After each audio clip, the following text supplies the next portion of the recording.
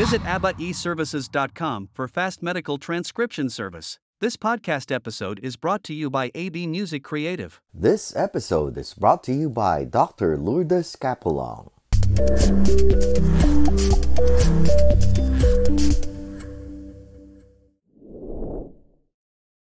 What made you want to go into the arts? What made me want to go into the arts? Well, I growing up, I think my parents inadvertently instilled the arts in us. So I was born in the Philippines. I came here when I was 5, youngest of 4, and my parents. How many siblings? I'm the youngest of 4. So okay. yeah, so 2 sisters and an older brother. Okay. And my parents, who wanted us to keep up with our culture, they enrolled us in Filipino folk dancing. So I grew up, folk dancing. So you know tinikling, itik-itik. You know those? Yeah. Even the coconut. Yeah, all that. Yeah. So I did that growing up. So I think that set me up as far as like enjoying. You enjoyed it. I did. I enjoyed it. I hated that. Really? Yeah. Oh, I really enjoyed performing, but I was really shy growing up. I mean, and then I played violin in middle school, and then I was in choir, but I was really shy. All in Washington State. All in Washington State. And it wasn't until high school graduation I finally got the courage to audition for my high school graduation. It was for the commencement and the Tacoma Dome. Shout out Tacoma Dome. Shout out. And not only did I get picked to sing for my graduation, but they picked the song that I had auditioned with. When did you know you could sing? I mean, I sang in high school as a hobby, choir. Wow. Yeah. So, and then it was during my first year of college that I auditioned I went to an open call casting for this Broadway show called Miss Saigon. As an introvert. Why'd you do it? For the experience. Really? For fun. So yeah. Were you dating at this time? Was I what? Dating. Yes, I was dating. What'd you tell your boyfriend? Well, my boyfriend at the time, we drove together because he was also an actor. So it was more so okay, I'm getting it. Yeah. So you were dragged along. Yeah, basically. So yeah, it was the summer before my sophomore year. I'm dating myself. So it was the summer of 1992. Do the math. And it was like an open casting call in Vancouver, actually. And they were doing like a whole casting thing for future productions of Miss Saigon. And at this time, the New York show had already been running for a year. Leia had gotten her Tony, and I was familiar enough with the music. I'd been listening to it on my cassette tape. When it came out, right? Yeah. Everybody had a cassette tape. Oh my gosh. Yeah. It was like the big thing, right? So I remember my cousin called me from Vancouver. She was living in Vancouver at the time, and she saw this local ad that said, hey, they're looking for singers who move well to audition for Miss Saigon. I was like, oh my gosh, yeah, I know the show. I love the show. I have the cassette tape. Dance, you can sing. So I drove up to Vancouver, and it was like the last day of like a 3-day open call. And were you attaching yourself to outcome? Meaning, did you expect anything? You just showed up. I just showed up, and this is so funny because in the thing it said, be ready to move, right? So now you know that when you first audition, you're supposed to look nice. Yeah. You dress up, and then if they like how you sing, then they'll invite you for the callback for the dance. For the dance part. My ass showed up already like in sweatpants, like ready to dance. Like what? So I drove up, I remember I was wearing like these leggings and a Union Bay sweatshirt like off to the side.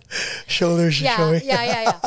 Oh my God, I was like so flash dance. So I was like, okay, well, I know some songs from the show. So I went in there, and I remember like waiting in the waiting room, and like people were just like going in there so fast. Like they were in and out. Like, oh my gosh, like there's like 8 bars and they're out.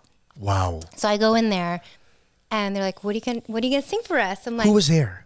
It was Cameron McIntosh was there, no? He was Mitchell Lemsky, who was the associate director to Nicholas Heitner, Okay. Jody Moshe, I think Vinnie Liff, the late Vinnie Liff. Yeah, it was like the production team. So it was serious. Yeah.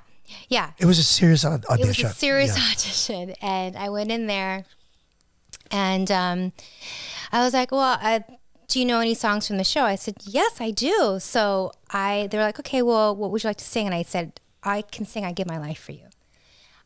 They let me sing the entire song, and then I just stood there at the end of the song, like, "Okay, well, do you know Sun and Moon?" They had me sing Sun and Moon. And then they were like, "Okay, well, just hang back. We're going to talk about you." And I was like, "Okay." So I like literally was like, I'll just Sophomore in college. I was going into my sophomore year of college. Man. So, and then they're like, "Okay." And I didn't even have like a proper headshot and resume. I had a glamour shot. Remember, like in the mall, you would take your glamour shot. I had like a glamour shot with like sequins, like a big like perm Janet Jackson with like one earring on one side. How was your hair, like that? It was like totally like the mall hair. That's the headshot that I brought in. And then I had like stapled a piece of paper on the back and hadn't written that I was like in college and stuff. Such a nerd. But they were like, "Okay, we see here that you are currently going to be a sophomore in college this fall. And we just wanted to know, Jennifer, how would you feel if we were to offer you a job on Broadway?" And I'll never forget what I said to them. I was like, "I'm going to have to ask my mom first." And they're like, "Okay, great. Well, you'll hear from us." I'm like, "Okay." So then I like left, and my boyfriend at the time was like, "What happened?" I'm like, "They told me that I have a job on Broadway. I don't know." So he was like, "What?" So I drive back home, and I'm like, "Mom," she's like, "What happened?" I'm like, I think I got a job." But she's like, "What are you talking about? You have to go to school this fall." And like, they said I got a job, and literally like 2 days later, I get a FedEx package, and it was a contract. Oh man! To be a Kim cover and ensemble member in the Broadway company.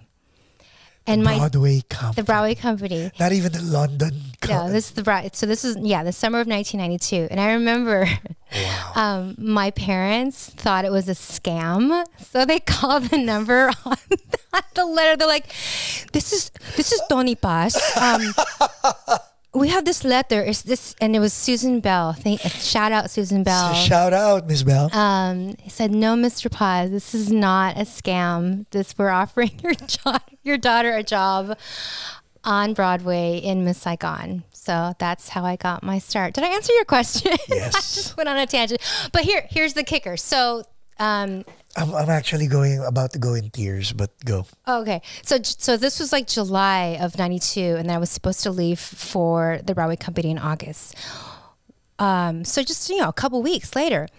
But they called me right before I was supposed to leave, and they said, "Hey, listen, we have a spot open in the first national tour that's going to start in Chicago. So we want to give you a choice. Do you want to go to the Broadway company residency and be, the ensemble Kim cover, or would you like to join the first national tour, brand new company, as the Kim alternate, and we're going to start rehearsals in Chicago? We'll give you a day to think about it." A day? Yeah. So I thought about it. I'm like, okay. So I accepted the first national Broadway tour. And so Why?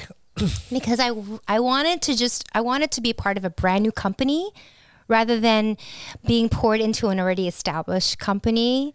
It's like playing the Price is Right, no? Right. Showcase number one. Right. Yeah. It was like that. So I was Showcase like, number two. Oh, shoot. I want to be part of like a brand new mounting of the production. So I chose. Did you consult anybody with regard to? No. Like who? Like Like a psychic? Like, no, hey. 1-800. 1-800. What do you think I should do? Miss Cleo. None of those. No.